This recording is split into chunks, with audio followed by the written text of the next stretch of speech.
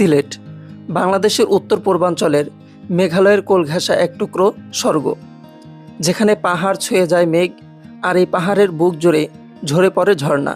শুধু চোখ নয়, বরং মনকেও শীতল করে তোলে এমন কিছু নৈসর্গিক সৌন্দর্য লুকিয়ে আছে এই সিলেটেই। কিন্তু আমরা এখানে গিয়েই বিভ্রান্তিতে পড়ি। কোন দিকে আগে যাব? জাফলং না সাদা পাথর, রাতারগুল না বিছানাকান্দি? সিলেটের পর্যটন কেন্দ্রগুলো মূলত দুইটি আলাদা দিকে অবস্থিত, যার ফলে অনেকে সঠিক পরিকল্পনার অভাবে সময় ও টাকা দুটোই নষ্ট করে থাকে। চিন্তা নেই, আজ আমি আপনাদের জন্য নিয়ে এসেছি 2 দিন 1 রাতের পারফেক্ট একটি ট্যুর প্ল্যান, যেখানে টাকা এবং সময় দুটোই বাঁচবে। যেহেতু আমাদের ট্যুর প্ল্যানটি 2 দিন 1 রাতের, এজন্য প্রথম দিন আমরা ঘুরে দেখব শাহপরান মাজার, শ্রীনগর চা বাগান, লালাখাল, জাফলং 0 পয়েন্ট ও সাথে মায়াবী ঝর্ণা। এবং দ্বিতীয় দিন আমরা ঘুরে দেখব সাদা পাথর, রাতারগুল, হজরত শাহজালাল রহমতুল্লাহি আলাইহির মাজার ও মালিনীছড়া চা বাগান। তো কিভাবে এবং কত টাকা খরচ পড়ল সেই তথ্য থাকছে আমাদের আজকের ভিডিওতে। কথা না বানিয়ে চলুন আমাদের আজকের ভিডিওটি শুরু করা যাক। বন্ধুরা, ঢাকা সাভার হেমায়েতপুর থেকে 750 টাকায় একটি নন এসি বাসের টিকিট কেটে আমরা আল্লাহ তাআলার নামে সিলেটের উদ্দেশ্যে রওনা শুরু করি। দীর্ঘ 4 থেকে 5 ঘন্টা জার্নি করার পর ভৈরবের একটি রেস্টুরেন্টে 20 মিনিটের জন্য আমাদের বাসটি যাত্রা বিরতি দিল। এরপরে আবার আমরা যাত্রা শুরু করলাম সিলেটের উদ্দেশ্যে। অতঃপর ঠিক ভোর 6টায় আমাদের বাসটি পৌঁছে গেল সিলেট শহরে। সিলেট শহরে পা রেখেই আমরা আমাদের সকালের খাবারের জন্য চলে গেলাম সিলেটের বিখ্যাত রেস্টুরেন্ট পানশিতে। সেখানে মাত্র 50 টাকা প্লেট খিচুড়ি খেয়ে আমরা চলে গেলাম হজরত শাহপরান রহমতুল্লাহি আলাইহির মাজার জিয়ারতের উদ্দেশ্যে। বন্ধুরা, সিলেট শহর থেকে হজরত শাহপরান রহমতুল্লাহি আলাইহির মাজার খুবই নিকটে। হজরত শাহপরান রহমতুল্লাহি আলাইহির মাজার দেখার পরে সেখান থেকে আমরা চলে গেলাম লালাখালের উদ্দেশ্যে। সিলেট শহর থেকে লালাখালের দূরত্ব হচ্ছে মাত্র 35 কিলোমিটার। এখানে পৌঁছানোর পর আপনারা দেখতে পারবেন সারিবদ্ধ নৌকা। এই নৌকাগুলো দিয়ে আপনাদেরকে লালাখালটি ঘুরে দেখতে হবে। এখান থেকে প্রথমে আপনাদেরকে নৌকা ভাড়া করতে হবে, যেখানে জনপ্রতি ভাড়া পড়বে মাত্র 100 টাকা করে। বন্ধুরা, লালাখাল পৌঁছানোর পর আমরাও একটি নৌকা ভাড়া করে নিলাম এবং সেই নৌকাতে করে ঘুরে দেখলাম লালাখালের সেই নৈসর্গিক দৃশ্য। দুপাশের ছোট বড় পাহাড় এবং সুন্দর সারিবদ্ধ চা বাগান। লালাখালটি ঘুরে দেখতে আমাদের খুবই ভালো লাগতেছিল। কোথাও নীল জলরাশি এবং কোথাও সবুজ পানি। প্রতি বছর হাজার হাজার পর্যটক এখানে ঘুরতে আসে এবং লালাখালের স্বচ্ছ পানি তারা উপভোগ করে।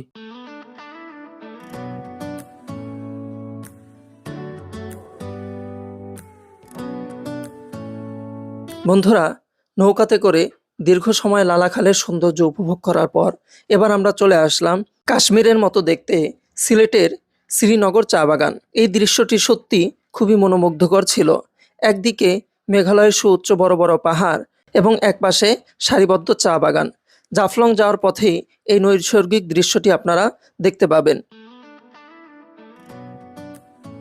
অবশ্যই এই স্থানটি ঘুরে দেখবেন, কেননা এই স্থানটি প্রত্যেকটা পর্যটকের মনকে মোহিত করে তোলে।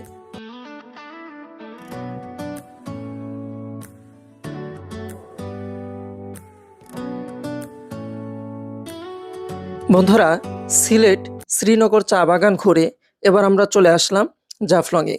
জাফলংয়ে এসে প্রথমে আমাদেরকে একটি হোটেল বুকিং করতে হবে, আর সেই উদ্দেশ্যেই আমরা চলে গেলাম জাফলং ভিউ হোটেলে এবং সেখানে আমরা একটি সুন্দর দেখে রুম বুকিং করে নিলাম, যেখানে 2টি বেড ছিল এবং এখানে আমরা 4 জন ঘুমাতে পারতাম। আমাদের এখানে জনপ্রতি খরচ পড়েছিল মাত্র 300 টাকা করে। জাফলংয়ে পৌঁছে হোটেল বুকিং করার পর এবার আমরা চলে গেলাম মেঘালয়ের কোল ঘেঁষে বয়ে চলা সেই পিয়াইন নদীর স্বচ্ছ পানিতে গোসল করার উদ্দেশ্যে। যাওয়ার পথে মেঘালয়ের সেই ডাউকি শহরটি উকি দিচ্ছিল। জাফলংয়ের সকল সৌন্দর্যের মধ্যে এই ডাউকি শহরের সৌন্দর্যটি আমার কাছে অন্যতম লেগেছিল।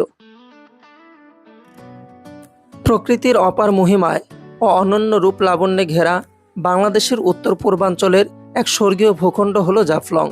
সিলেটের গোয়াইনঘাট উপজেলায় ভারতের মেঘালয় সীমান্ত ঘেঁষে অবস্থিত এই পর্যটন নগরটি তার অকৃত্রিম সৌন্দর্য, পিয়াইন নদীর স্বচ্ছ জলধারা ওপার থেকে নেমে আসা সুউচ্চ ঝর্ণা আর পাহাড়ের বুক চিরে চলা পাথরের মিতালির জন্য সুপরিচিত। জাফলং জিরো পয়েন্টে পৌঁছার পর দেখতে পেলাম এখানেও কিছু খাবারের হোটেল রয়েছে। তাদের কাছ থেকে জিজ্ঞাসা করে জানতে পারলাম এখানে খাবারের মান ভালো এবং দাম খুব কম। আপনারা চাইলে এখান থেকে আপনাদের খাবারগুলো খেয়ে নিতে পারেন। এক পাশে বাংলাদেশ, অন্য পাশে ভারত। অধিকাংশ সৌন্দর্যগুলো যেনই ভারত আগে থেকেই নিয়ে নিয়েছে। পিয়াইন নদীর স্বচ্ছ পানিতে গোসল করার পর এবার আমরা জাফলংয়ের একটি রেস্টুরেন্টে চলে গেলাম। এখান থেকে আমরা আমাদের দুপুরের খাবার খেয়ে নিলাম, যেখানে আমাদের জনপ্রতি খাবার খরচ পড়েছিল মাত্র ৮০ টাকা। বন্ধুরা, দুপুরের খাবার শেষ করে এখন আমাদের যাত্রা হচ্ছে জাফলংয়ের আরেকটি ভিউ পয়েন্ট মায়াবী ঝর্ণা। মায়াবী ঝর্ণা যাওয়ার জন্য আপনাদেরকে আবার যেতে হবে সেই পিয়াইন নদীতে। সেখানে আপনারা অসংখ্য নৌকা দেখতে পাবেন। এই নৌকাগুলো দিয়েই আপনাদেরকে যেতে হবে মায়াবী ঝর্ণার উদ্দেশ্যে। তো আমরা এখান থেকে একটি নৌকা ভাড়া করে নিলাম, যেখানে আমাদের জনপ্রতি ভাড়া পড়েছিল মাত্র ১০০ টাকা করে। অবশ্যই যেই নৌকাটিতে করে যাবেন সেই নৌকাটিতে করেই আসবেন, কেননা এখানে যাওয়া আসা মোট ভাড়া হচ্ছে ১০০ টাকা। বন্ধুরা, মায়াবী ঝর্ণায় পৌঁছানোর পর আমাদেরকে একটু হতাশই হতে হলো, কেননা এখানে গিয়ে দেখতে পেলাম ঝর্ণায় শুধু মানুষ রয়েছে, এখানে পানি নেই। এজন্য আপনারা যখনই জাফলং যাবেন আপনারা দেখবেন সেই সময়টা বর্ষাকাল কিনা, কেননা বর্ষাকালে জাফলংয়ের সেই মায়াবী ঝর্ণায় প্রচুর পরিমাণে পানি থাকে।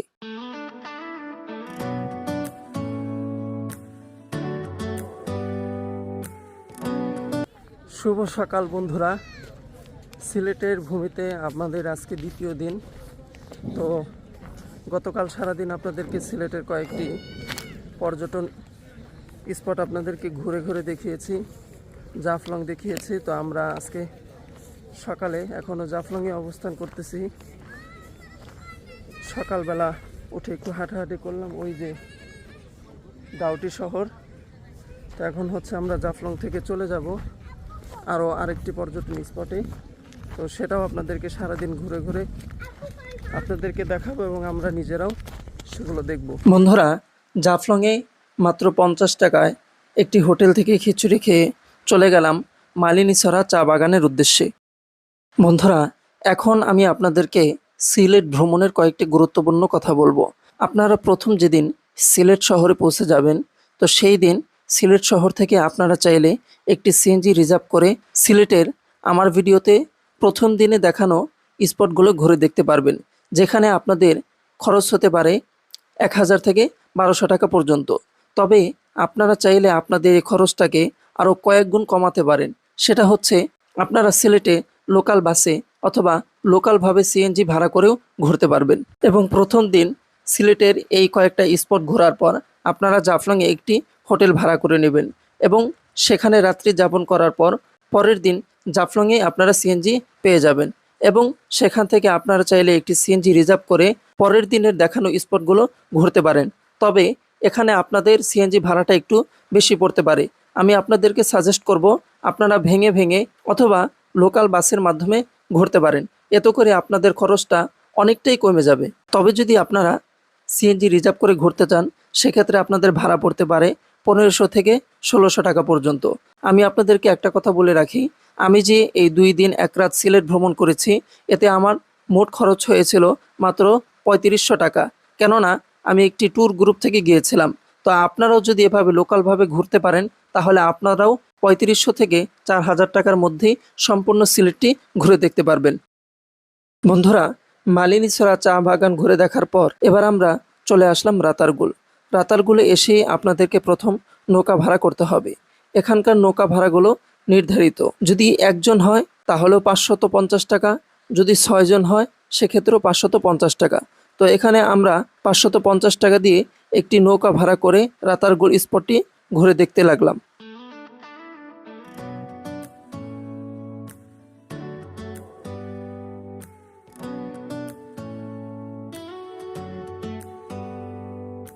তো বন্ধুরা, রাতারগুল স্পট ঘুরে আসার পর আমরা চলে আসলাম গোলাঘাট সাদা পাথরের উদ্দেশ্যে। তো দেখতে পাচ্ছেন এখানে কি পরিমাণে গাড়ি, আর গাড়ির সংখ্যা দেখে বোঝা যায় এখানে কি পরিমাণে পর্যটক হতে পারে। তো এখন এই সাদা পাথরের সুন্দর দৃশ্যগুলো আপনাদেরকে দেখাবো এবং আমি নিজেও দেখব। তো চলুন যাওয়া যাক।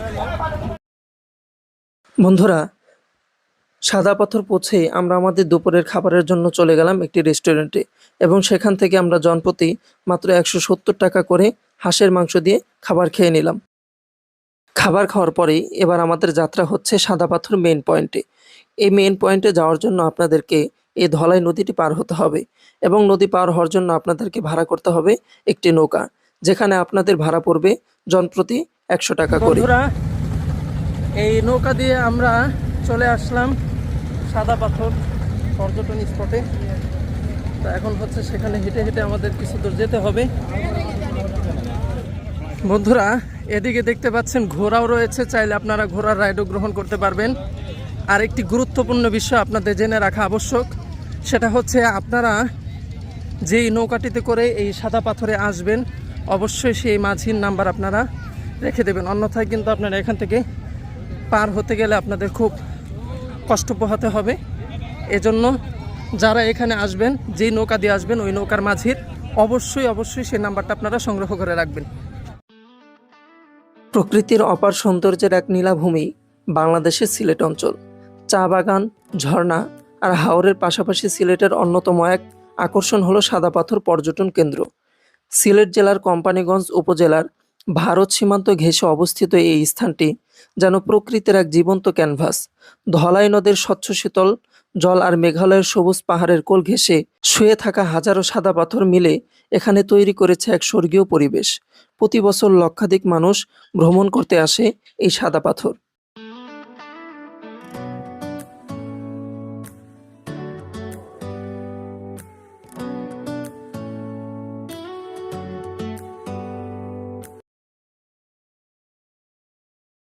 বন্ধুরা, সাদা পাথরের সেই স্বচ্ছ জলধারায় 2 থেকে 3 ঘন্টা গোসল করার পর এবার আমরা চলে আসলাম হযরত শাহজালাল রহমতুল্লাহি আলাইহির মাজার জিয়ারত করার উদ্দেশ্যে। তো সেখানে পৌঁছাতে আমাদের রাত্র হয়ে গেল। এ কারণে সেখানে গিয়ে তেমন একটি ভিডিও করতে পারিনি।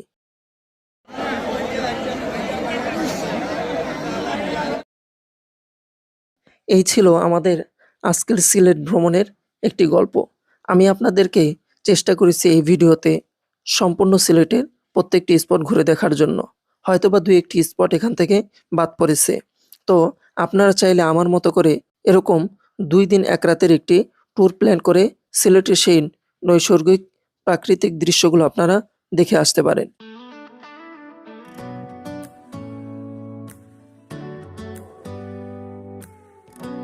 বন্ধুরা, ভিডিওটি দীর্ঘ না করে খুবই সংক্ষিপ্ত আকারে খুব কম খরচে সিলেট ভ্রমণের সংক্ষিপ্ত একটি গাইডলাইন দেওয়ার চেষ্টা করেছি। আশা করি আমাদের এই ভিডিওটি আপনাদের খুব ভালো লেগেছে। যদি আমাদের এই ভিডিওটি আপনার কোনো উপকারে আসে তাহলে অবশ্যই আমাদের চ্যানেলটি সাবস্ক্রাইব করে আমাদের পাশে থাকবেন এবং সিলেট ভ্রমণ সংক্রান্ত যে কোনো প্রশ্ন আপনারা কমেন্ট বক্সে করতে পারেন। আমি ইনশাল্লাহ আপনাদের প্রত্যেকটি প্রশ্নের উত্তর দেওয়ার চেষ্টা করব। তো আজকের মতো এখানেই বিদায় নিচ্ছি। দেখা হবে নতুন কোনো ভিডিওতে। আসসালামু আলাইকুম ওয়া রাহমাতুল্লাহি ওয়া বারাকাতুহু।